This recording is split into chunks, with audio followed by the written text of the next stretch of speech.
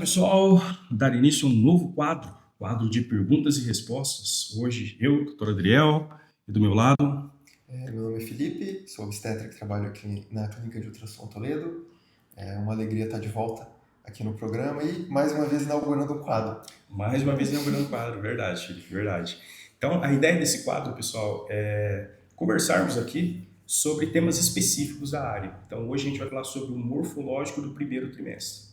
Qual é a diferença do exame morfológico do primeiro trimestre para aquele exame mais simples e comumente pedido, que é a gestação inicial com translucência bucal? Então, a nossa ideia não é acabar com o assunto, né? O objetivo dessa conversa aqui não é esgotar o assunto, mas é trazer clareza para a gestante que está do outro lado de qual é a diferença de um exame mais simples, só com translucência local, para o exame morfológico mais completo que tem do primeiro trimestre. Isso aí, acho que o nosso objetivo principal é dar poder de decisão para aquela gestante que está fazendo acompanhamento no SUS, mas tem uma condição que é fazer um exame um pouco diferenciado, ou então que está fazendo o acompanhamento já em alguma particular, enfim, de alguma outra forma, ela recebeu o pedido do SUS para translucência local. E agora? O que eu faço? Qual Isso. dos dois exames? Para que lado eu devo seguir? Eu acho que a gente começa com um conceito bem importante dos ultrassons de primeiro trimestre, que eles não são exames para definir diagnóstico, eles são exames de triagem. Então, o que isso quer dizer? A gestante não sai de um ultrassom com um laudo escrito seu feto tem síndrome de Down. Isso não acontece. Ela sai com um cálculo de risco. E a partir desse cálculo de risco, o médico assistente vai tomar a conduta que é importante fazer. Tem necessidade de investigar mais? Né? Ou não, tá tudo bem, a gente pode continuar e a gente avalia de novo no segundo trimestre. Perfeito, Felipe. Você tocou num assunto bem importante, que é a questão do cálculo de risco, do risco específico daquela gestação. Então, toda gestante tem um risco de base, né? Quando a gente faz esse exame deu normal, não é que a gestante não tem risco de ter trissomia, de o bebezinho ter problema no coração, não é que a gestante tem risco zero disso, não é esse o objetivo do exame. O objetivo do exame é selecionar aquelas gestantes que têm um risco aumentado para determinado tipo de problema que vai ocorrer ainda no andar da carruagem, da gestação. Separar dessas gestantes, então eu tenho as gestantes aqui que mais tem chance de ter trissomia. Separar dessas gestantes, aí o médico obstetra ele tem um arsenal de investigativo, de exames para ele pedir, exames de sangue, outros tipos de exame que até do amnion, para investigar de forma mais profunda, caso a caso. Mas a ideia é separar num primeiro momento, olha, essas gestantes só têm um risco de base, essas gestantes têm um risco aumentado. Tá? Mas não chegar à conclusão de risco zero. Isso não existe, é uma dúvida comum, as gestantes perguntam. Então, risco zero, doutor, não tem um síndrome? Risco zero nem Risco zero depois que não nasce, né? tem. Verdade. Uma abordagem interessante, um assunto interessante que você tocou aqui, por que usar ultrassom como uma ferramenta para a gente triar esses pacientes? Porque esses outros exames, eles têm riscos para a gestação e para a gestante.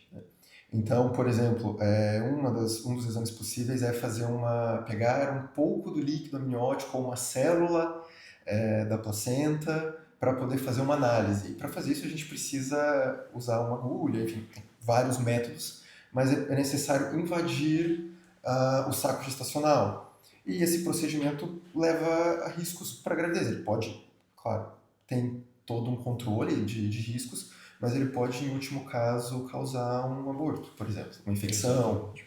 O ultrassom não. O ultrassom a gente pode fazer 3, 4, 5, que não É tem um risco exame nenhum. inócuo. É um É exame um exame inócuo inócuo. para gestação. Muito bem, Felipe. Vamos lá então. Separei aqui algumas questões para a gente discutir, mas compara para mim, do teu ponto de vista como obstetra e também como médico que faz o exame ultrassonográfico, compara para mim o que hoje é pedido naquela guia do SUS, como ele pede, o que os médicos realizam, o que as clínicas realizam, que tipo de laudo que chega para você e que tipo de laudo você espera quando a solicitação é de morfológico. Bom, como você estava dizendo agora há pouco, nós temos um risco basal em toda a gravidez.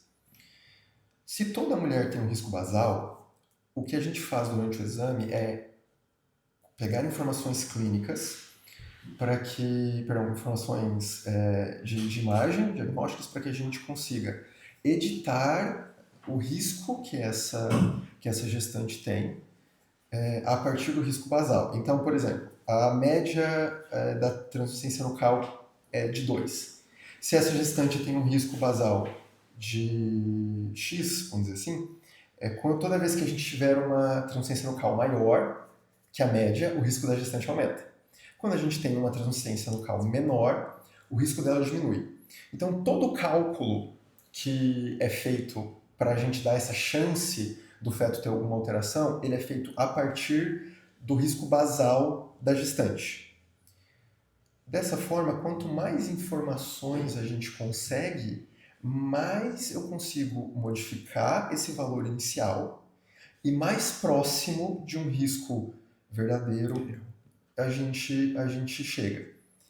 Quando a gente tem ultrassom da translucência nucal, que é o que é mais pedido no SUS, nós vemos basicamente 2 fatores. Né? A medida da translucência nucal e a presença ou não do osso nasal. Certo? A presença ou não do osso nasal é uma medida importante, que é um marcador para a gente que, principalmente no aspecto clínico, é muito importante, mas a gente não tem nenhuma calculadora que use só o osso nasal e a translucência nucal. Para dar esse cálculo específico daquela gestante do feto dela estar com trissomia. Trissomia, entenda, seria síndrome de Down aqui, o mais comum. Entre outras, a mais comum é o síndrome de Down. Então, a gente fica com uma informação muito restrita. Como a gente estava conversando aqui antes de vir a gravação, é como se a gente estivesse procurando um cachorro. Eu quero isso daqui que está na minha frente é um cachorro. Cada tijolinho de informação que eu conseguir vai fazer eu chegar mais perto da minha conclusão. Então, a síndrome de Down, a translucência nucal é como se, tem pelo. Excelente. Tem pelo, talvez seja um cachorro, mas não deve ser uma tartaruga, né? Quando a gente avança na investigação, e aí cada dado novo que a gente coloca, a gente vai alimentando essa calculadora, esse algoritmo, e a gente vai chegando num fator mais próximo da realidade. Quando a gente pede o morfológico de primeiro trimestre, e a gente já pensa no morfológico de primeiro trimestre com Doppler de ducto venoso, o que a gente vai ver? É uma avaliação muito, muito mais ampla. Então, nós vamos avaliar posição, formato, estrutura do crânio, nós vamos avaliar a posição do coração, o refluxo da tricúspide, que é uma parte da função do coração. Nós vamos avaliar os órgãos do abdômen, posição deles, posição do estômago. O próprio ducto venoso, o ducto venoso é uma parte da veia umbilical que, quando entra na barriga, vai direto para o coração. A maneira como o fluxo dele se apresenta dá indícios para a gente de como o coração está funcionando. Então, quando a gente faz o morfológico de primeiro trimestre, a gente chega lá, será que é um cachorro? Bom, tem pelo, tem 4 patas, está balançando o rabinho e latiu. Eu ainda não posso dizer se é um cachorro, mas parece... Tudo indica. Tudo indica que seja um cachorro. E isso melhora muito nossa capacidade de predizer alterações, porque daí, se nós temos um risco elevado, o médico assistente tem muito mais segurança de indicar um exame invasivo.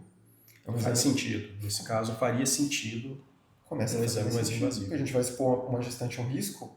Né? Se o risco que eu estou correndo é um risco absoluto, que é perder a gravidez, por exemplo, faz todo sentido que eu queira maior quantidade de informações possível. Antes de optar por esse exame, né? Felipe, mas voltando um passo antes ainda, sobre as semanas, quais seriam as melhores semanas ali para a gente estar solicitando esse ultrassom morfológico do primeiro trimestre? O morfológico de primeiro trimestre a gente faz estabelecido, né, pelos estudos, entre 11 e 13 semanas e 6 dias. Perfeito. ultrassonografista tem uma idade que prefere. Eu mesmo gosto de fazer ele no finalzinho da 12ª, começo da 13ª. Não sei se você tem uma... Sim, eu também prefiro. O mais fácil. Ou a 13ª pode ser. Uhum. Tá um pouquinho maior o bebê e não perder os marcadores ainda. Exatamente. Mas aí tem o problema de que a gestante começa a correr o risco de perder o exame. E vou fazer uma observação importante aqui agora. Sempre que é perguntado para os médicos, se fosse para a gestante fazer um exame, só um exame, durante a gestação toda, ela só tivesse direito a fazer um exame, qual seria o exame mais indicado para ela? E a resposta consensual da maior parte dos médicos é que esse exame deveria ser, então, o morfológico do primeiro trimestre. E aqui eu quero elencar pelo menos 4 motivos do porquê esse seria o exame de escolha para a gestante fazer, se fosse o caso de só ter um para fazer. Então, primeiro que, como o próprio nome diz, morfológico do primeiro trimestre, esse exame ele também vê a questão da morfologia, ou seja, a forma. Morfologia é a forma daquele feto, se a cabecinha está certa, se os membros, a barriga, se está fechada, se não tem nada para fora.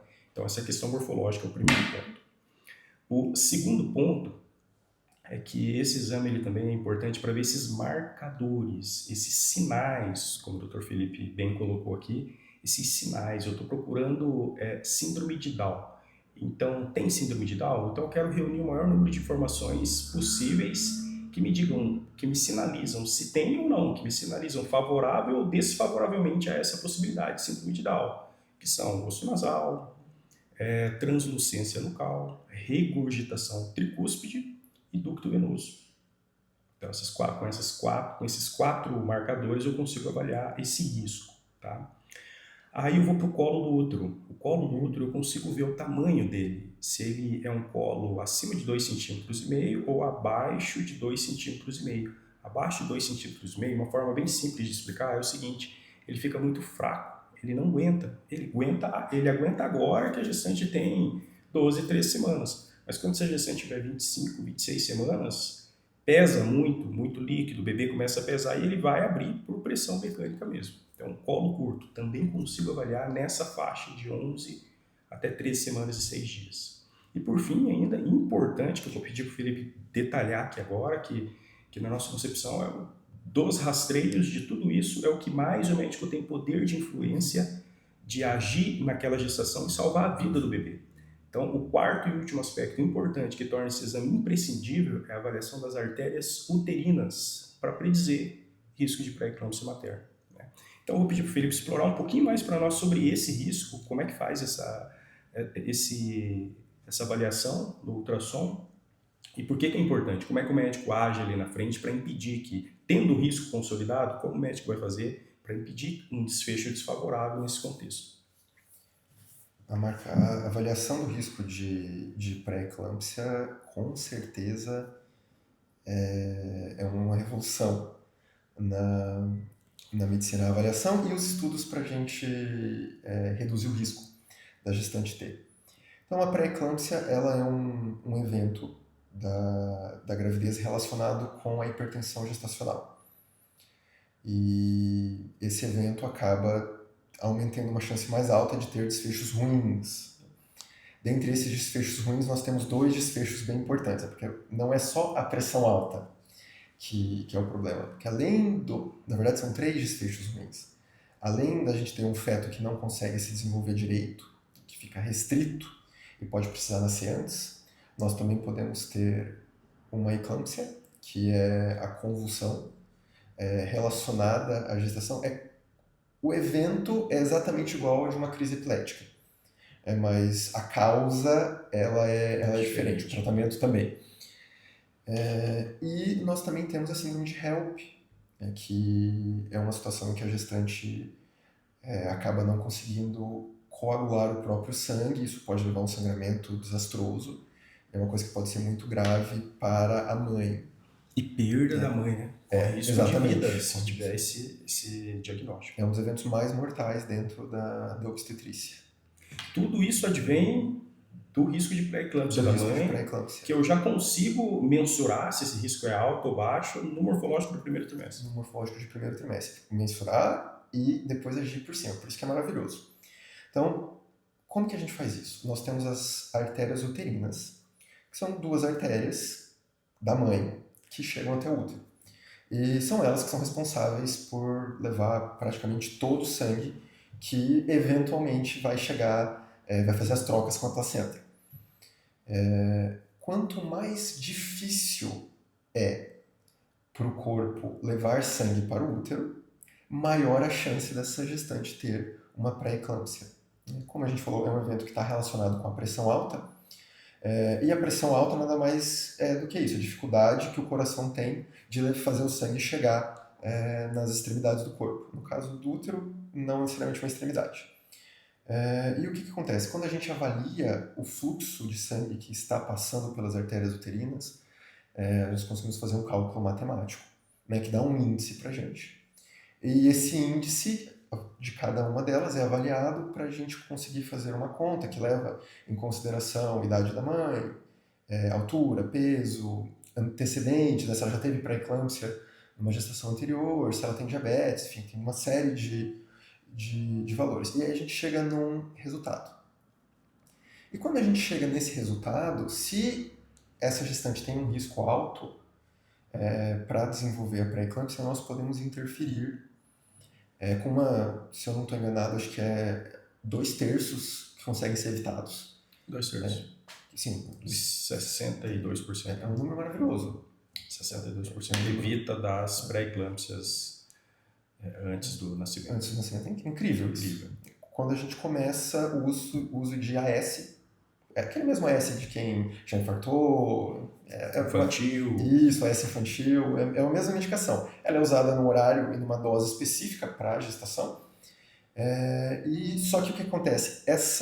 Para a gente alcançar esse número incrível de 62%, ele precisa começar antes das 16 semanas. Antes das 16 semanas. Aí a gente tem que fazer. É perfeito, porque a gente faz o morfológico com até 13,6, a paciente volta para consulta e inicia a medicação. Tempo é o que não falta. Legal, bacana. Se fosse explicar, gente, de uma forma bem simples, é o seguinte: a placenta ela está implantando, ela está enraizando ali dentro do útero materno. E nisso que a gente chama, que conceitualmente tem o nome de implantação secundária, né, da placenta, nessa segunda fase que a placenta está implantando, ela não consegue, ela enfrenta dificuldade. E daí ela reclama. A arquitetura dela não está saindo conforme o esperado, ela começa a reclamar e joga metabólitos no sangue materno, que causa tudo isso. Causa picos de pressão na mãe. Então, é ideal que consigamos notar isso, e a gente consegue através da avaliação dessas artérias uterinas, antes das 16 semanas, por quê? Para entrar com a S antes do término dessa arquitetura da placenta.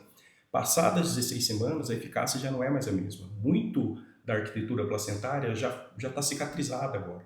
Não funciona mais, não vai ter a mesma eficácia. Então, se a mãe descobre lá na frente que tem artérias uterinas elevadas, o AS não vai mais fazer efeito no que tange a mudança da arquitetura estrutural da placenta, transformar uma placenta que estaria mal implantada numa placenta bem implantada e evitar isso que chama de eclâmpsia. Acho que tem um jeito bom de explicar. A gente está construindo um muro. O ultrassom é para ver se o muro está no prumo. Se o muro está fora de prumo, a gente usa o AS para alinhar de novo. Só que se passar de um determinado ponto, a gente não consegue mais alinhar. Mas é boa, ótima essa analogia, Felipe. Acho que bacana. É o jeito mais... Clarificou bem, mas aqui a gente quer deixar de uma forma assim, a gente quer traduzir algo que conceitualmente é complicado e difícil de uma forma simples, para quem está do outro lado, nos ouvindo agora, consiga entender o porquê das coisas, né? Por que se eu chegar com 15 semanas, eles já não querem mais fazer o morfológico do primeiro trimestre?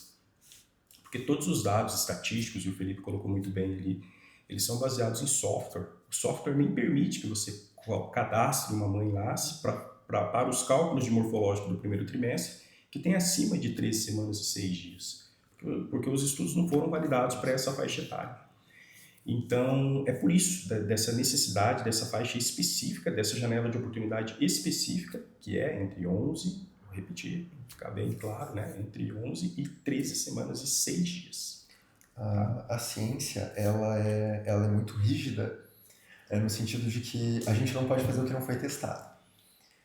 Então, por exemplo, o uso de AS na gravidez são 150 miligramas à noite. Por que são 150 miligramas à noite? Porque o estudo que conseguiu essa validação, né, essa redução, ele foi feito dessa forma.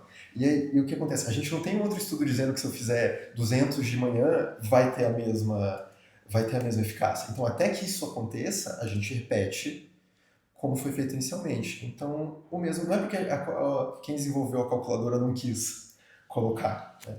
É porque a gente não vai saber, a gente não sabe se funciona não tem ou não. estudo para isso. Exatamente. Certo. Felipe, vamos lá? Vamos, de forma mais objetiva, andar aqui. Então, em relação à pergunta 1, são a mesma coisa? O gestação inicial com translucência nucal e o morfológico? Então, isso já ficou bem claro, né? A gestação inicial com translucência nucal, ele só pede a translucência nucal, que é um dos fatores que a gente avalia para dizer se o bebê tem risco ou não de trissomia. Ainda faltaria aqui o osso nasal, o ducto venoso e a regurgitação tricúspide. Também não foi pedido aqui nesse gestação inicial com translucência nucal, também não foi pedido nada de colo de útero e também não foi pedido Doppler para avaliar as artérias uterinas, tá? Ah, mas por que o médico não faz de igual forma? O médico está lá fazendo exame. Cada exame desse, gente, ele precisa dependendo de um profissional específico, de um aparelho específico, de um tempo de agenda específico, toda uma rotina específica. Aqui na nossa instituição, a gente tem por hábito fazer todo esse questionário. Antes existe um questionário que as meninas levantam com a gestante sobre o histórico familiar dela, que são perguntas importantes e chaves para preencher aquele software depois. Então, são exames, parece tudo igual. A gestante, quando ela vem fazer exame, é tudo obstétrico, ela pensa que é tudo igual. Mas não é assim, gente, tá? Cada exame da gestação, são 10 mais ou menos, é diferente. Cada um tem um propósito, tá?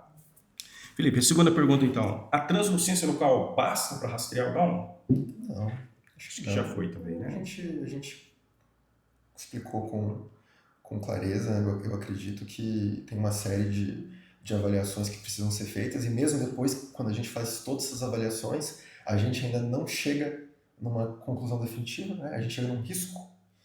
Então, com certeza, ficar só com a translucência nucal é perder informação, é deixar passar. Legal, bacana. Como prever pré-eclâmpsia no primeiro trimestre? A gente também acabou discutindo já, né? Avaliando as artérias uterinas. Tá certo? Nessa faixa específica também do morfológico do primeiro trimestre. Agora essa, Felipe, a 5. O colo uterino, ele é avaliado no exame padrão? Não. O colo uterino não é avaliado no exame padrão, e isso é uma perda importante, né? Pelo motivo que você já comentou agora há pouco, né? Requer todo um preparo de sala, preparo de aparelho, tem que ter um profissional capacitado, são capacitações diferentes, não é a mesma coisa, e precisa de tempo, de organização de agenda, e a gente acaba perdendo essa avaliação no primeiro trimestre, quando é feito só obstétrico com translucência nucal. Ô Felipe, deixa eu te pedir, tem um profissional que improvisa, daí ele faz o colo do útero por cima, pela via transabdominal. Que triste. Enfim, por N motivos tem alguns profissionais que fazem isso, mas o que acontece é que o ultrassom, ele funciona como um sonar. E o que acontece com esse sonar? Quanto maior a distância entre o meu aparelho e o que eu quero avaliar, maior vai ser a distorção do objeto que está sendo avaliado. Quando a gente faz a medida do colo pela barriga, o colo está muito longe do aparelho e ele acaba tendo uma distorção. Então esse tamanho ele não vai. Não é fidedigno, Não né? é fidedigno. E também tem outra questão de quando você vai ver o colo do útero por cima, você precisa necessariamente que a bexiga seja cheia. É importante também. E a bexiga cheia, ela vai falsear o tamanho natural do colo. Então, aquele colo que já era compridão, ok, a bexiga falseia, fica mais compridão ainda, esse você não vai ter problema. Agora, aquele colo que media 2,4, portanto menor que 2,5, mas você vai avaliar ele por cima, a bexiga da paciente tem que estar cheia, a bexiga distende um pouco o colo, ele vai para 2,7. Então você fala que está tudo bem, está normal, e ele é um colo abaixo de 2,5. Ainda que se for para 2,7, ainda melhor, porque se acompanha ali até as 20 semanas, mais ou menos, quando você tem colos entre 2,5 e 3. Agora, se for para 3,1... Você perde essa informação. Você perde. E acha, pior que perder informação, você acha que está tudo bem. Porque a informação ruim é muito mais perigoso do que a ausência de informação. Tá, deixando bem claro outro ponto aqui, pessoal, é o seguinte, o colo ele tem dois problemas, né? Um problema é ele ser curto, outro problema é ele ser fraco. Então, aqui a gente está avaliando a questão do colo curto, colo conceitualmente abaixo de 2,5 cm. Existe uma outra situação em que a gestante faz o exame, o colo está normal, acima de 3, que, no entanto, lá pelas 20 semanas, esse colo ainda assim ele cede, ele é o chamado colo fraco, né? Existe até uma entidade específica para isso, né, Felipe? É a incompetência istmo-cervical. Isso a gente não consegue rastrear, a menos que a paciente já tenha histórico, né, Felipe? Como é que funciona? Então, quando a gente tem um colo curto já no primeiro morfológico, a gente pode indicar cerclagem, porque a gente fala que esse é o diagnóstico por imagem. Mas a paciente que já tem um histórico, a gente faz o procedimento para evitar que ocorra um aborto tardio, mesmo que o colo esteja normal. Então, qual que é o problema? É que boa parte das gestantes, elas não têm, que tem essa incompetência istmo-cervical, elas não têm alteração no primeiro exame. O colo está normal ali, o primeiro exame que faz está 3,5. Exatamente. E aí a gente só vai descobrir depois. Quando ela tiver uma primeira perda, né? Exatamente. Mas aí essa mulher que já teve uma primeira perda, ela chega grávida de novo, a gente faz um morfológico de primeiro trimestre. Risco baixo para neoploidias, colo com tamanho bom, porque isso é importante também, aí ela vai para o procedimento. Por que é importante o tamanho do colo tá bom? Porque quanto maior o tamanho do colo na hora de realizar o procedimento, que se chama cerclagem, que é literalmente amarrar o colo do útero, menor o risco da realização desse procedimento, porque ele pode causar problemas para a gravidez também. O próprio procedimento tem risco também. Pode, o próprio procedimento. Então é isso que o Felipe comentou. Então, o colo tem o problema de ser curto, ou quando ele não tem o problema de ser curto, ele ainda pode ter o problema de ser fraco. Mas não é porque a gente não pode evitar todos os riscos que a gente vai deixar de evitar os riscos que a gente pode, né? Então, estamos no contexto morfológico do primeiro trimestre, a gente foi lá, mediu o colo da gestante deu normal. Ok, beleza. No morfológico do segundo trimestre, a gente ainda realiza mais uma avaliação desse colo e considera-se um risco baixo, um risco de base para essa gestante ter trabalho de parto prematuro. Existem alguns estudos de elastografia, né? Elastografia que, baseado na dureza ou não desse colo, ele vai tentar predizer se esse colo ele é grande, porém fraco ou não. O professor meu defendeu... Vai dizer sobre a fraqueza ou não do colo. O professor meu defendeu o doutorado hoje sobre elastografia. Estou esperando ele soltar para eu poder ler. Muito bacana. Felipe, vamos caminhando já para a reta final aqui. Então, vamos chegar num acordo nós aqui.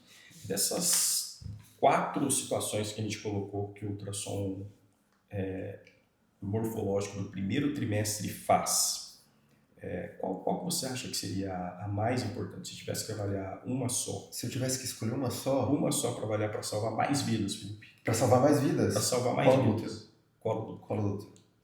Perfeito. E Felipe, deixa eu te fazer uma outra pergunta aqui agora. E a gestante que não faz esse exame, ou perde esse exame, mas alguém chega e alega para ela o seguinte: mas fica tranquilo, você perdeu no primeiro, mas você faz o do segundo que compensa o do primeiro. Não compensa. Infelizmente não compensa. Infelizmente não compensa. O que acontece? As informações elas se perdem, as estruturas elas se modificam e a gente não tem mais como fazer a mesma avaliação. E mesmo que a gente tivesse como fazer a mesma avaliação, não tem como calcular o risco, né? Não existe mais padronização científica para a gente poder dar esse tipo de informação. O que acaba acontecendo no segundo trimestre é que a gente faz um morfológico e a gente procura alterações na morfologia, na estrutura do feto. Mas a gente sabe que existem fetos com morfologia normal e alterações genéticas. E existem fetos sem alterações genéticas e com morfologia alterada. Pera lá, então você está me dizendo que o bebê pode ter síndrome de Down e ser morfologicamente normal. E a gente não encontra alteração significativa no exame. Perfeito. Isso é possível. E pode o contrário também. Pode o contrário também.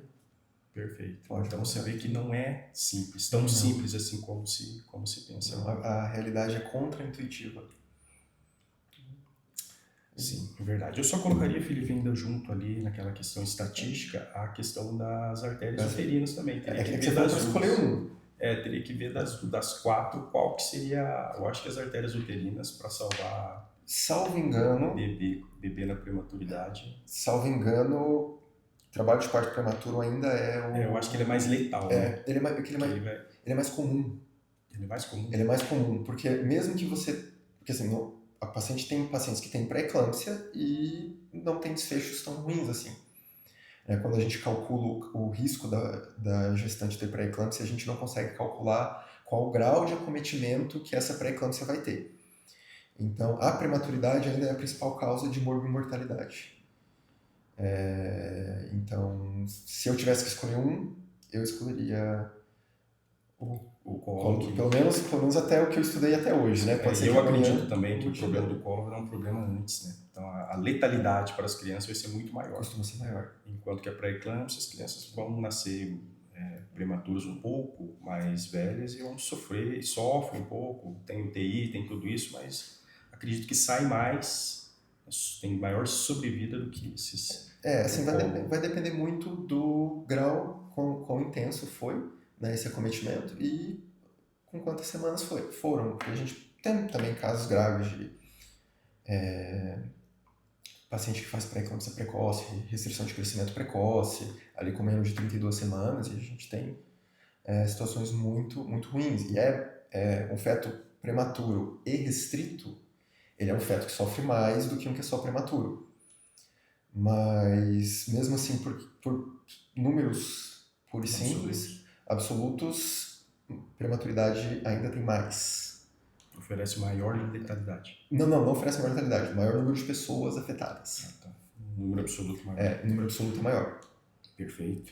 Que legal, Felipe, bacana. Acredito que a gente fez um apanhado geral aqui dos principais pontos do morfológico do primeiro trimestre. Né? Longe de nós aqui de querer esgotar esse tema, o tema é profundo. Também não estamos falando para médicos aqui, estamos falando para o público leigo geral, para aquela gestante que descobriu hoje que está grávida, tem que fazer seus exames e está na dúvida ali se contenta somente com aquele gestação inicial mais translucência nucal, ou se faz o morfológico do primeiro trimestre.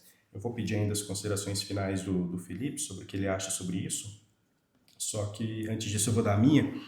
Eu acho que se a gestante tiver condições, não existe nada mais importante para um pai do que os filhos, né? Então a gente investe em carro, a gente investe em roupa, a gente investe em tanta coisa, né? E de repente é um exame dos mais importantes, para não dizer o mais importante da gestação toda, que pode definir o futuro, talvez a vida do seu filho.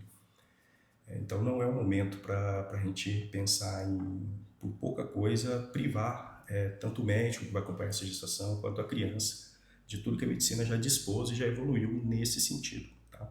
Então eu aconselho fortemente que a gestante que tem condições, obviamente, não abra mão desse exame, desse importante exame, que é o ultrassom morfológico do primeiro trimestre. Felipe, fica à vontade, considerações finais e podemos nos despedir já. Muito bem. Eu acredito que, sim, se a gestante pode, a gente sabe que um filho novo ela abre um baú na cabeça dos pais, né? Pré-natal, parto, o que eu vou fazer quando essa criança nascer, quem que vai cuidar dela, como é que eu vou ficar, vou ter que deixar de trabalhar. E aí roupa, enxoval, tem as outras crianças, aí tem chá, revelação, não sei mais o que.